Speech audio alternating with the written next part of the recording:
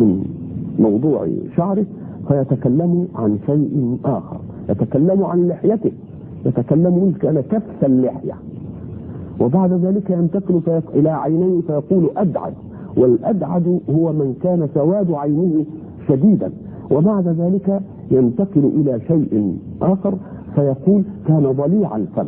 ضليع الفم متسع، وهذا أمر تحمده العرب، وخصوصا في من رسالته الكلام ومن رسالته البيان، ولذلك يقول لك مفوح.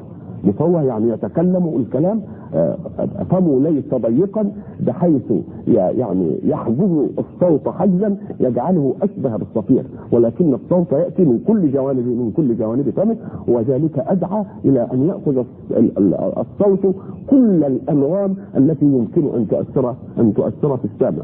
وبعد ذلك يتكلم عن ثناياه صلى الله عليه وسلم فيقول انه اشنب، ومعنى الشنب في لغة العرب أن أسنانه رقيقة دقيقة فيها مائية تدي بريق، وبعد ذلك يقول لنا مفلج الأسنان، وبعد ذلك يقول مفلج الأسنان يعني فيه فضاء بين أسنانه، وذلك أدعى إلى طيب الفم لأن بقايا الطعام لا تتخلل الأجزاء فتتعفن أو وكذا. وبعد ذلك يقول معتدلا البدن متماسكا.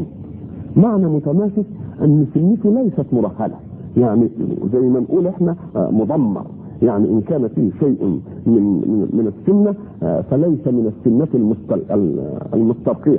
وبعد ذلك ينتقل نقله اخرى فيقول وكان صلى الله عليه وسلم ضخم الكراديس. كراديس اللي هي رؤوس العظام، ومعنى ضخم الكراديس انه منتصف، يعني ليس كالأحدب أو المتجمع أو المنقبض، بل هو يعني زي ما نقول مفروض القوام. وبعد ذلك يتكلم عنه فيقول وكان صلى الله عليه وسلم أشعر الذراعين، يعني ذراعه فيها شعر، والمنكبين وأعالي الصدر، موصول ما بين اللبة والسرة بشعر يجري كالخرق، يعني أنها دقيق، شعرة متواترة وراء شعرة. فانظروا إلى هذه الدقة التي استوعبت خليته صلى الله عليه وسلم. وبعد ذلك ينتقل فيقول خمصان الأخمصين.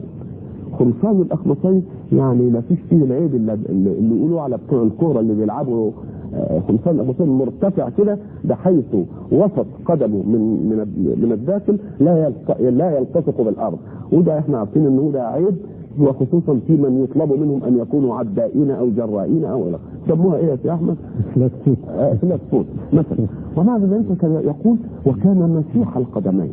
مسيح القدمين يعني ان الجلد بتاعه بالدقه مش مكرمش، بحيث اذا مثلا جاء الماء احتجزت الكرمشه شيء من الماء، بل يسيل عنهما الماء، يتدحرج كانما قطعه بلور، ساعه ما ينزل الميه يتدحرج عنه. وبعد ذلك ينتقل إلى وصف آخر فيقول وكان صلى الله عليه وسلم شسم الكفين والقدمين. شسم يعني زي ما احنا نقول في عرفنا كده مش معرق، يعني عروقه مش باينه، يعني فيها شيء من البضاضه بحيث انها العروق.